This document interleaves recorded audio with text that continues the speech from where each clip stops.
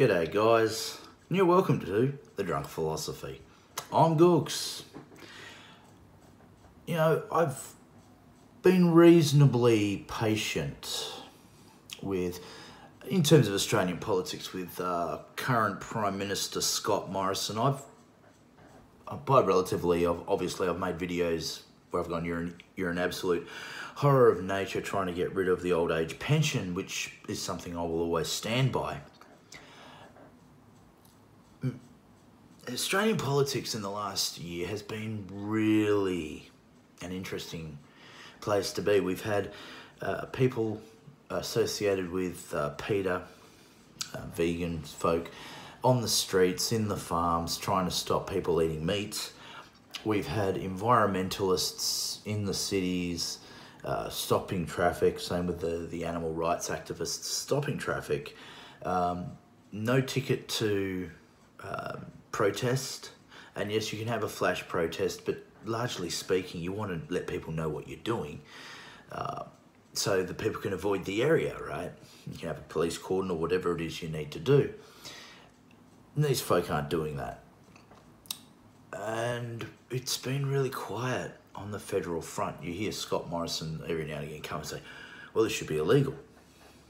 No, Mr. Morrison, it shouldn't be illegal. No. Should these people go get a permit for protesting? Sure, because then, once again, everybody knows about it. The cops can block off the necessary streets and people can go around. It doesn't stop traffic.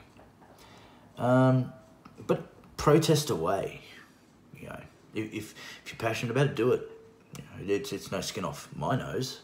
If you don't want people to eat meat, I'm going to continue to eat meat, and so is everybody else who likes eating meat. And a lot of these people who do the environmental thing, well, you charge your mobile phones whilst tapping away or vigorously saying how shit, you know, everybody else is with the environment on, you know, and it's plugged into the power socket, and your power supplied by coal, you know, or you'll jump in your car and go to the protest or whatever it is. I mean, a lot of these people are complete and utter hypocrites. That's a bit of a tangent. But Mr. Morrison's not doing anything about this other than trying to, instead of alleviating fears and sort of saying, well, look, you know, these people are entitled to their points of view, let them do their thing. Leave them alone. If you don't agree with them, just let them do their thing. Not happening. Okay. Now, that's a little thing. This is one of those little things that it's a niggle, but it's nothing major, right? For the last 3 months, New South Wales has been on fire. And I'm not joking. If you're someone watching this from overseas, maybe, go and have a look at the New South Wales bushfires. They have been burning for 3 months. Hundreds of thousands of hectares burnt out. Estimated half the koala population dead. Right, and they're on the endangered species list. We might lose our koalas. And what's the federal government done? Now, people say, well, it hasn't given extra funding. I'm like, well, what's it going to give extra funding for? You know, people who want to be fireys are going to be fireys, volunteer or otherwise. And when Morrison said, quite rightfully so, volunteers don't want to be paid because they are volunteers for a reason, that's correct, because he's saying that those people are civically minded. Or at least that's my take. It's probably not. It's probably something else, and we'll get to that in a minute. We've got a very long standing drought in Queensland and in New South Wales, and people are really hurting. And the federal government's doing nothing. Now, the bushfires, I mean, you could declare it a national natural disaster, like what most places get after a major cyclone, depending on which part of the world you come from. You might call it a hurricane or a typhoon. And that means that the federal government can start pumping resources into that place, right? And you could even maybe get some of our Hercules aircraft or some of our long-range bombers, of which we've got a few, or some Chinook helicopters, put a big, water tank on the bottom of the bastards and flush the entire area out with water. Why not? It doesn't have to be clean water. You can get it from the ocean. You could do that. Get the military in there to help direct people out. Set up tent cities if we need them. Medical help.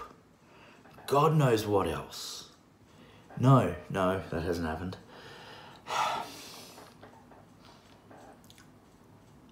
And he's doing all these horrible things. And he's showing, and this year he's really not spent much time being Prime Minister in Australia. He's been the Prime Minister of Australia. He's spent tons of time overseas. That's what diplomats and foreign ministers are for, right? But apparently not.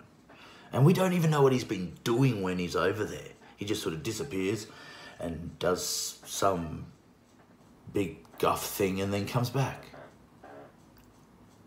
And right in the middle of these crises, whether it be drought, whether it be fires, and there's fires all over this country at the moment, it's actually horrific. And these little niggles like the protests and things like that. Mr. Morrison decides, in his eternal wisdom, I keep saying that about Scott Morrison, to go to fucking Hawaii for a well-earned family vacation. You haven't even been Prime Minister for 12 months. And you're already taking a sabbatical when we've got all these crises happening in this country.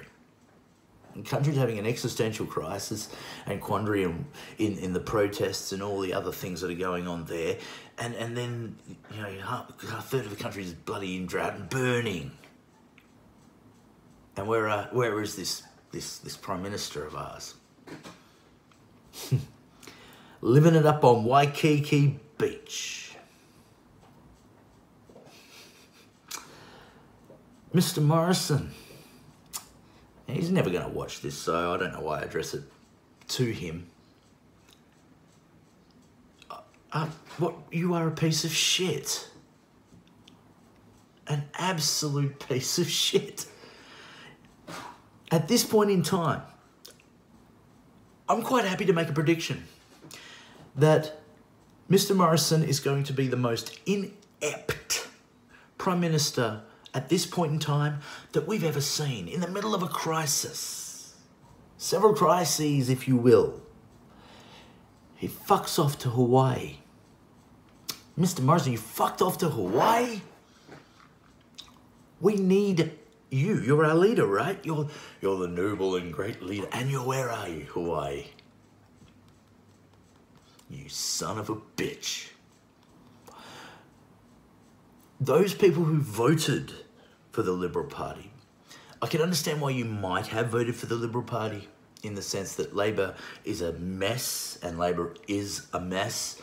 And Albanese seems to be playing the same game as Bill Shorten. We only see him once in a blue moon when he's got something to say. Otherwise, we don't hear anything. And I half suspect it'll be for the same reason as Bill Shorten had that problem. It's because he was constantly playing a game of making sure nobody stabbed him in the back. But every few weeks, we see Albo, and that's it. We don't hear shit from the Labor Party, not in any real sense. What the fuck? Why would you vote for that group of people? At least the Liberal Party had a leader, right? Scott Morrison. And then we get the economic report today, talking about another issue. And our economy, we're going to get, one of the big promises, we'll get back in the black within a year. No, the economy is shrinking, but it's pretty stagnant, sitting at somewhere between 1.3 and 1.4% growth. It's not recession material, but Jesus Christ, it's pretty close to it. And we're certainly not getting in the black anytime soon. Once again, if you're a Liberal voter, I'm sorry, you got lied to badly. That was never going to be the case. One just has to look at the figures and the fact that Scott Morrison is constantly egging on everybody to drop interest rates, and then he dropped the tax rate for people.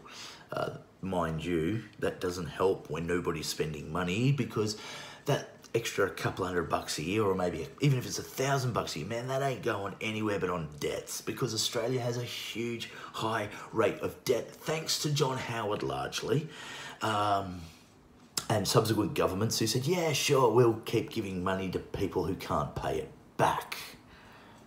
You know, we're going to encourage the banks to do this. Stupid move. And to be quite honest, we've just had a Royal Commission into the banking, and I think that there should have been quite a few politicians, high-ranking former Prime Ministers, not mentioning any names, Malcolm Turnbull, who should have been probably caught up in all of that. Probably should have been caught up in all of that. But Scott Morrison, you are inept, sir. You do not care about the country. You do not care about the people you have sworn to lead in the name of your almighty God, in the name of the Queen, and in the name of the states and territories of this great nation, the Federation of States that we are, the Commonwealth. Sir, you only serve yourself. Now, how do I know that it's all ego with Scott Morrison? Well, it's this. He's travelled around the world several times since becoming Prime Minister, and we've got nothing out of it. No major new trade deals, no major new alliances, nothing. We've got nothing out of it. Nothing at all. Which means he was just going around the world waving his paddle pop sized penis around, going, look at me, I'm the Prime Minister of Australia. Yeah, that's all he's been doing. What an absolute waste of space you are, Mr. Morrison. It's all about ego with you. This is an ego trip. You know, why aren't you on the blower right now to Donald Trump? And for those who don't like Trump, just hear me out. Why aren't you on the blower to Donald Trump right now going, hey man, we need help with our fires. I know that you got fires in California right now. That's cool. But please, if you can help us, please send a couple of thousand guys and some equipment. Please help us. You know, we're in dire straits here in Australia right now with these fires all over our country. Could you help? I'm bloody sure Donald Trump, being the kind of guy he is, which is, hey, this is going to give me a bit more street cred with helping, look, we're helping out the allies. Scott Morrison was a smart man. He called me, Donald Trump. It's going to be awesome. It's going to be great. He called me and he said, hey, can you help me out? And I said, of course, you're our friend. You're great. You're awesome. We're sending a couple of guys, a couple of thousand people down on a couple of Navy destroyers with some equipment, and we'll help you out because we are a great friend of Australia. And Australia is a great friend of America. And there's some free press that everybody in Australia will say, you know what, that Donald Trump might be an asshole, but hey, he's all right. Not that he probably gives a fuck, but still, you know, this is the kind of opportunity that people at Donald Trump like. But no, ScoMo's not even doing that. For fuck's sake. This is just an ego trip for Scott Morrison. This is all this is. He doesn't want to be Prime Minister to serve the people.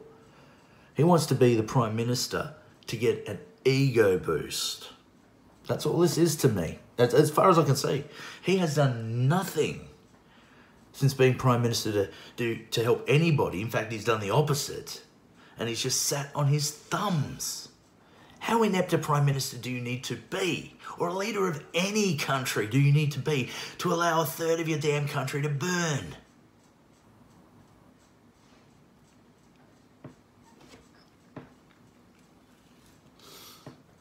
It's absolutely amazing. So, ScoMo, ride this, mate, and you've just got to be, if you've got one thing going in your favour, it's you've got another 2.5 years before I would say your party gets its ass blown out of the water by Labor, not because necessarily Labor's got the best policies, just because you're such a useless Prime Minister. Useless. So enjoy Hawaii, because you're coming back to a country that was ambivalent towards you and now despises you. I'm Nathan Cooks Fletcher. This is My Drunk Philosophy. I'll catch you guys down the track. Hooroo! Be good!